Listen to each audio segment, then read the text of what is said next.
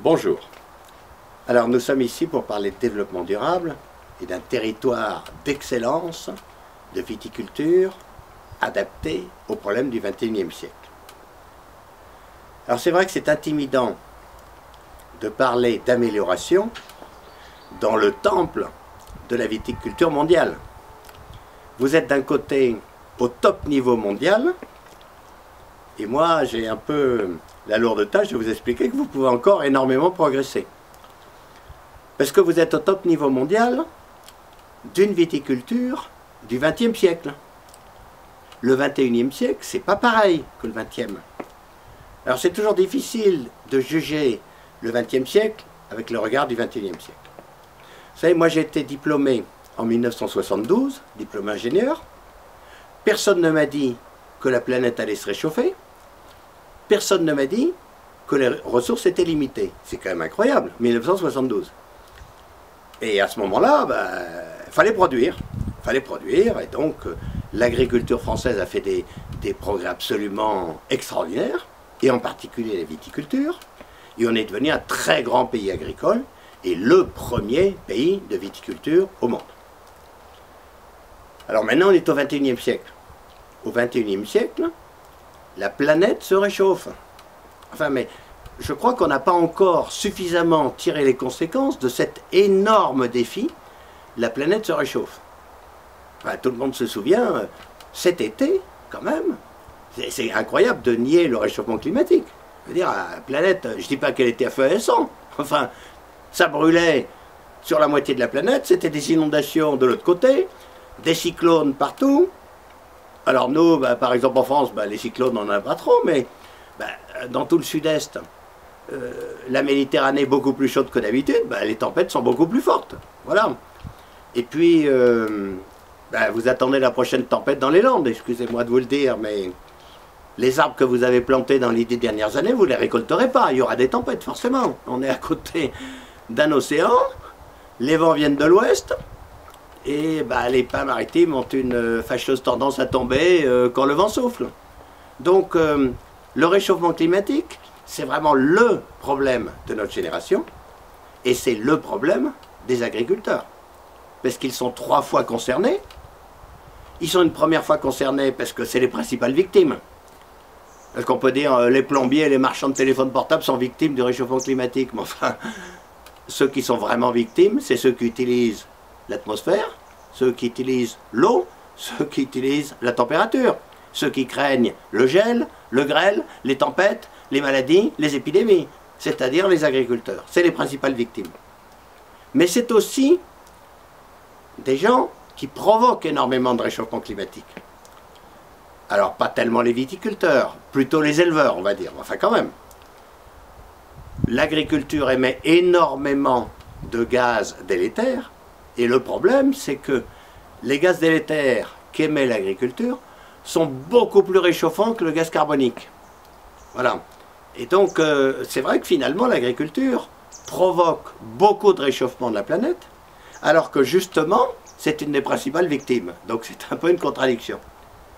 Et puis il y a une chose qui est très intéressante face au réchauffement climatique, c'est que l'agriculture est aussi une des seules solutions au réchauffement climatique. Parce que comme vous savez, on a envoyé énormément de gaz à effet de serre dans l'atmosphère. Donc la première idée, c'est arrêtez tout, arrêtez tout. Bon. Mais la deuxième, c'est ces gaz à effet de serre, ce carbone qu'on a balancé là-haut, on ne peut pas le récupérer et le fixer dans le sol. Là encore, il n'y a que les agriculteurs pour faire ça. Comment on fait pour capter du carbone de l'atmosphère et le fixer? On couvre le sol en permanence et on plante des arbres. À votre avis, c'est qui? C'est les coiffeuses? Non, c'est évidemment les agriculteurs. Alors les viticulteurs ne peuvent pas se mettre en dehors de tout ça. Ils sont complètement à l'intérieur de ce défi du réchauffement climatique. Ce triple défi. Il faut produire malgré le réchauffement climatique, il faut arrêter de réchauffer l'atmosphère, et si possible, il faut la refroidir. Et puis le deuxième défi, c'est le défi de l'épuisement des ressources, et particulièrement de la biodiversité. Alors, tout le monde a pu voir dans la presse, c'est extrêmement préoccupant. Déjà, Je veux dire, il n'y a pas besoin d'être scientifique pour s'apercevoir qu'on peut aller de Bordeaux à Toulouse en voiture l'été sans nettoyer son pare-brise. Je veux dire, ça, la perte du nombre d'insectes, mais c'est hallucinant. C'est-à-dire, quand j'étais jeune, ben, chaque fois qu'on prenait de l'aisance, on en prenait beaucoup plus souvent de nettoyer le pare-brise, si on n'y voyait rien. Alors ça, bon, c'est un peu une anecdote, mais les insectes sont en train de s'effondrer, et tous les animaux qui mangent les insectes aussi. Les oiseaux, voilà, les lézards, les grenouilles, les crapauds, etc., etc. Bon, c'est une erreur de penser qu'on s'en fiche. Alors bon, le problème c'est qu'il n'y a pas de comité de défense de tous les animaux. Il y a des comités de défense des ours et des loups. Je ne suis pas sûr que ce soit le plus important pour la survie de l'humanité.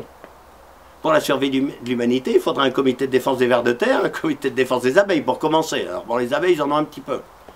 Mais tous les autres, comités de défense des carabes, etc., etc. Et malheureusement, ben, il n'y a pas tellement. Et si on n'a plus de biodiversité, alors qu'en plus toutes les autres ressources énergétiques, minérales, ou bien les ressources d'engrais, par exemple le phosphate, c'est un énorme problème pour l'agriculture mondiale qu'on va bientôt plus avoir de phosphate. Si tout ça s'épuise, et qu'en plus c'est beaucoup plus difficile l'agriculture à cause du réchauffement climatique, ben ça ne va pas être évident. Ça ne va pas être évident de pouvoir continuer tranquillement à faire du bon vin et à le vendre dans le Bordelais. Alors il faut donc impérativement changer. Et c'est là que je suis gêné, moi qui suis-je pour vous dire, vous êtes les meilleurs du monde, mais vous devez changer. Mais oui, vous devez changer. Évidemment que vous devez changer. Parce que votre viticulture, elle est du XXe siècle, elle n'est pas du XXIe siècle. Elle s'est développée quand le climat était à peu près stable et quand les ressources naturelles étaient encore apparemment très, très abondantes. Alors, une des choses qu'on a trouvées, et entre nous, on en abuse dans la viticulture, pour pouvoir produire malgré tout, à toute vitesse, en forçant la terre, ça a été de l'empoisonner. Et là, il faut se rendre compte que toute cette chimie qu'on a mis sur nos plantes et sur nos sols, quelque part, c'est un aveu d'incompétence, c'est un aveu d'impuissance. C'est parce qu'on ne connaît rien qu'on tue. Et là, on a un véritable tournant de l'histoire mondiale. Nous ne connaissons rien à la nature et nous avons regardé ailleurs depuis 50 ans. Alors, je ne sais pas si vous avez entendu ça, on ne connaît que 10% des êtres vivants. Alors c'est vrai que la première fois que j'ai entendu ça, j'ai dit, mais comment ils font pour compter les 90? Ben, c'est assez simple. On connaît toutes les grosses bêtes. Ah ben, les rhinocéros, on les connaît, les girafes, on les connaît. Ben, les petites bêtes, les souris, déjà pas beaucoup. Alors les toutes petites, les bactéries, rien du tout. Or, il y a bien plus de petites bêtes que de grandes bêtes. Et l'ensemble de ces petites bêtes a une action considérable. Et d'ailleurs, on peut voir que les deux systèmes de production agricole qui produisent le plus n'ont jamais eu la main de l'homme, n'ont jamais eu de pesticides, n'ont jamais eu de labour. Hein. C'est la forêt tropicale et la prairie naturelle. Ben, c'est toutes ces petites bêtes qui s'entendent entre elles. Mais comme on ne les connaissait pas, et qu'il y avait une énorme diversité, on en avait peur, et on s'est dit, ben, pour être tranquille, on va les détruire. Alors on invente l'herbicide, le fongicide, l'insecticide, etc., etc., tous les cides, quoi. Bon, mais c'est un aveu d'incompétence. Il faut se rendre compte que dans 1 gramme, je dis bien 1 gramme de terre végétale de forêt, il y a 4000 espèces de bactéries et 2000 espèces de champignons. Moi, on en connaît combien? Ben, attends, ici, ils sont si nombreux, c'est bien qu'ils servent à quelque chose. Sous 1 mètre carré de sol de nos vignobles, il y a 230 millions d'êtres vivants. 230 millions. On en connaît combien? Ben, rien du tout. Et c'est seulement aujourd'hui qu'on va pouvoir faire connaissance avec cette liaison extraordinaire du monde du silicium, le monde du calcul, d'Internet, de l'informatique, de la précision, et le monde du vivant. Le monde du vivant est bien plus puissant en soi, hein, le monde du carbone, que le monde du silicium. Et nous allons pouvoir enfin lier ces deux mondes, lier ces deux révolutions de l'infotech et de la biotech. On va faire enfin connaissance avec ces 230 millions d'êtres vivants. Et du coup, il faut se rendre compte que tous nos principes vont changer. Ben, par exemple, il y a des problèmes d'engrais. Ok. Mais au commencement, on a besoin d'engrais parce qu'on épuise les sols. On épuise les sols en particulier parce qu'on laboure les sols. Labourer les sols, d'un côté, les mauvaises herbes, c'est mieux. Enfin, les mauvaises herbes de cette année, et pas d'il y a 2 ans, hein, parce qu'elles ressortent. Bon. Mais ça veut dire que toute la vie du sol se détruit parce qu'on recommence à zéro. Il faut arrêter de labourer. Je veux dire, il faut arrêter purement et simplement de labourer. Il faut couvrir nos sols 365 jours par an. La couleur marron devrait être interdite dans ce pays. Tout rayon du soleil qui arrive sur nos champs doit fixer du carbone et de l'azote, hiver comme été, sauf quand il y a de la neige. Eh bien, ça veut dire qu'on va faire au moins 2 récoltes par an. Une récolte pour manger et une récolte d'engrais. On va semer des mélanges de plantes qui cèdent à pousser, qui fixent du carbone et de l'azote, et finalement, qui vont rester là. Et ça, c'est du carbone, de l'azote, de l'hydrogène, de l'oxygène, mais c'est que du bon. Il faut cultiver l'engrais plutôt que de le mettre. Mais c'est la même chose pour les adventices, les mauvaises herbes. Alors, on parle beaucoup du glyphosate, etc., etc. Ça se cultive, les herbicides. Les herbicides doivent se cultiver. Il faut utiliser des plantes de service, des plantes qui nous rendent service. Par exemple, des plantes qui poussent le plus vite possible, qui poussent avant toutes les autres, qui ont des feuilles suffisamment larges pour faire de l'ombre aux autres. Eh bien, elles poussent les premières, elles font de l'ombre aux autres. Ça s'appelle comment? Ben, ça s'appelle herbicide. Alors, par exemple, il y a des problèmes d'engrais. L'engrais, c'est pas un produit chimique qu'on déverse. L'engrais, ça doit se cultiver, évidemment. Il faut fixer du carbone et de l'azote en permanence. Mais ça veut dire quoi? Ça veut dire qu'il faut arrêter de labourer. Labourer, apparemment, labourage et pâturage, etc., c'est très important. Mais c'est une méthode très primitive de stimuler la vie du sol. D'ailleurs, ça ne stimule pas la vie du sol, ça la détruit, toute la vie du sol. Et donc, il faut cultiver nos champs 365 jours par an. Tout rayon du soleil qui nous fait l'honneur d'arriver sur la terre doit fixer du carbone et de l'azote, c'est tout. Et on fait au moins 2 récoltes par an. On récolte l'été, d'accord, pour manger ou pour boire, et puis l'hiver, on fait une récolte d'engrais. Donc, par exemple, c'est assez simple de dire, la France ne devrait jamais être marron. La France, elle devrait être verte ou blanche quand il y a de la neige, mais le marron devrait être interdit dans ce pays. Le marron, ça veut dire clairement qu'on n'utilise le soleil que 6 mois par an. Mais on n'a pas les moyens d'économiser. Il faut utiliser le soleil 12 mois par an. Bon, pas la nuit, c'est tout. Alors ensuite, les herbicides par exemple. En ce moment, le glyphosate n'a pas la cote. Mais pareil, c'est une méthode très primitive d'utiliser des herbicides. En fait, l'herbicide, ça se cultive. Ce qu'il faut, c'est regarder des plantes de service, des plantes qui nous rendent service.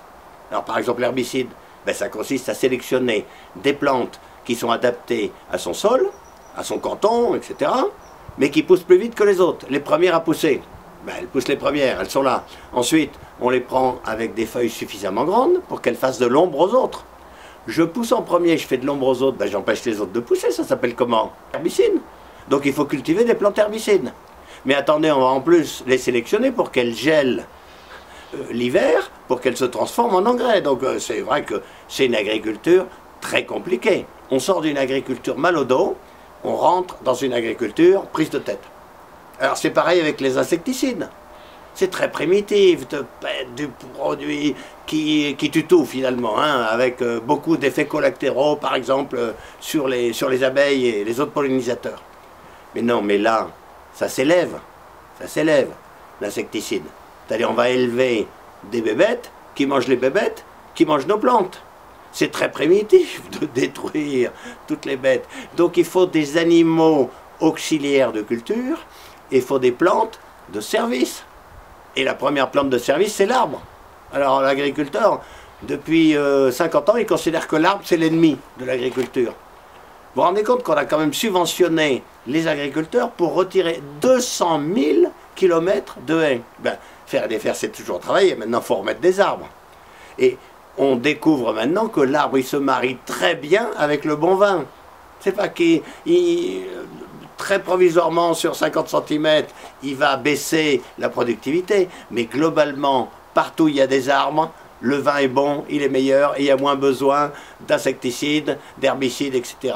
Et donc c'est un changement complet qu'il faut faire. Il faut passer du monde de la chimie et de l'énergie, un monde chimiquement intensif, à un monde écologiquement intensif, une agriculture et une viticulture intensif en vers de terre, en abeilles, en arbres, en association de plantes. Et ça, c'est un énorme défi, mais je suis tranquille que les gens qui ont su devenir les meilleurs du monde pour le vin, ils pourront aussi devenir les meilleurs du monde pour le vin écologiquement intensif.